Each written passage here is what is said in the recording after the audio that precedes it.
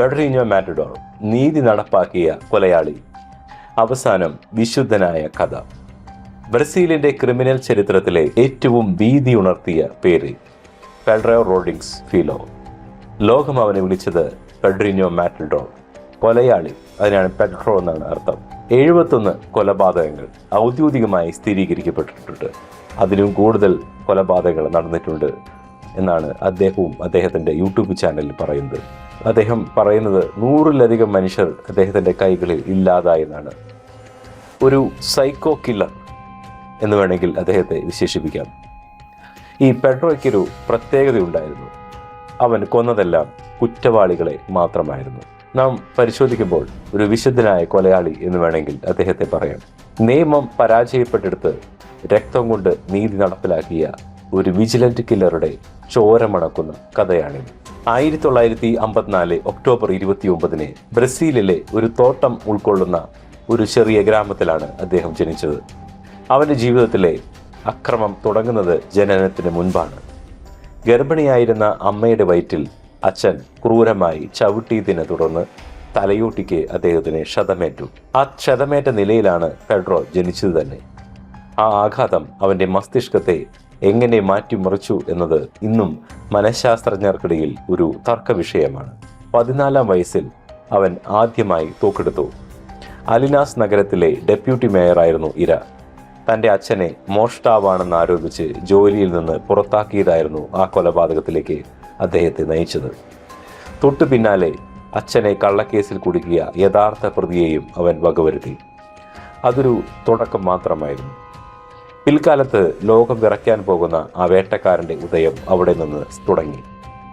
Sao പോളയിലെ ചേരികളിൽ ഒളിച്ചു താമസിക്കുമ്പോൾ Pedro Maria Olympia എന്ന യുവതിയുമായി പ്രണയത്തിലായി. എന്നാൽ ലഹരി മാഫിയകൾ അവളോട് ക്രൂരത കാട്ടി പെഡ്രോയെ ഒരു ഹിംസ്ര ജന്തുവാക്കി മാറ്റി. മരിയയുടെ കൊലപാതകത്തിന് ഉത്തരവാദികളായ 7 പേരെ അവൻ ഒരേ സമയം ആക്രമിച്ചു. അധികം വൈകാതെ പെഡ്രോ സ്വന്തം അച്ഛൻ്റെ നേരെ തിരിയാനും തുടങ്ങി. തൻ്റെ അമ്മയെ 21 തവണ കുത്തി കൊലപ്പെടുത്തിയ അച്ഛനെ അവൻ ജയിലിനുള്ളിൽ വെച്ച് വകവരുത്തി. ആ കൊലപാതകം ചരിത്രത്തിലെ ഏറ്റവും ക്രൂരമായ ഒന്നായി മാറി. അച്ഛൻ്റെ ഹൃദയത്തിൻ്റെ ഒരു ഭാഗം അവൻ ഭക്ഷിച്ചുവെന്ന വാർത്തകളും അന്നാട്ടിൽ പ്രചരിക്കുകയുണ്ടായി. അവൻ എൻ്റെ അമ്മയെ കൊന്നു, ഞാൻ അവനെയും എന്നതായിരുന്നു അവൻ്റെ ന്യായവും.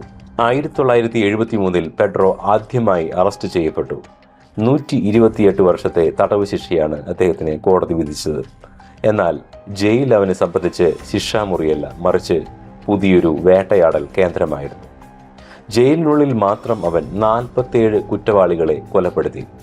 ബലാത്സംഗം ചെയ്തവർ, കുഞ്ഞുങ്ങളെ ഉപദ്രവിച്ചവർ, മറ്റ് കൊലപാതകികൾ എന്നിവർ മാത്രമായിരുന്നു അവൻ്റെ ഇരകൾ. ഒരു ഘട്ടത്തിൽ കൂടെയുള്ള അന്തേവാസികൾ പെഡ്രോയുടെ പേര് കേട്ടാൽ ഭയന്ന് വിറയ്ക്കുന്ന സാഹചര്യമുണ്ടായി. നിയമവ്യവസ്ഥയ്ക്ക് ചെയ്യാൻ കഴിയാത്തത് താൻ ചെയ്തു എന്നൊരു ആത്മവിശ്വാസത്തോടു കൂടിയാണ് ഇത്തരം കൊലപാതകങ്ങൾ അദ്ദേഹം നടത്തിയിരുന്നത്. അതിൽ നല്ല ആത്മാഭിമാനവും അദ്ദേഹത്തിനുണ്ടായിരുന്നു. അവൻ്റെ ശരീരത്തിലെ ടാറ്റുകളിൽ ഒന്ന് ഇപ്രകാരമായിരുന്നു: ഞാൻ ലാഭത്തിന് വേണ്ടിയല്ല, മറിച്ച് പ്രതികാരത്തിന് വേണ്ടിയാണ് കൊല്ലുന്നത്. 34 വർഷത്തെ ജയിൽവാസത്തിന് ശേഷം 2007 പെഡ്രോ മോചിതനായി. പിന്നീട് വീണ്ടും ജയിലിലായെങ്കിലും 2018 പൂർണ്ണമായി പുറത്തിറങ്ങി. പുറത്തെത്തിയ പെഡ്രോ ഒരു പുതിയ മനുഷ്യനായി മാറി. അവൻ ഒരു യൂട്യൂബ് ചാനൽ തുടങ്ങി.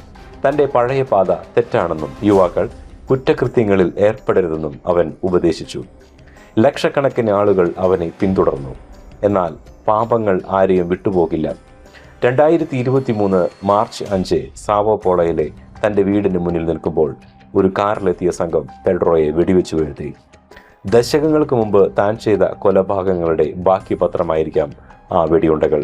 ഒരു കൊലയാളിയായി വളർന്ന് കൊലയാളികളെ കൊന്ന് ഒടുവിൽ ഒരു കൊലപാതകത്തിന് ഇരയായി പെഡ്രോ റോഡ്രിഗ്സ് ഫിലോ എന്ന പെഡ്രീഞ്ഞോ മാറ്റഡോർ വിടവാങ്ങി. പെഡ്രോ ഒരു ഹീറോയായിരുന്നോ അതോ വെറുമൊരു കൊലയാളിയോ? ബ്രസീലിലെ ജനത ഇന്നും ഇതിൽ ഭിന്നരാണ്.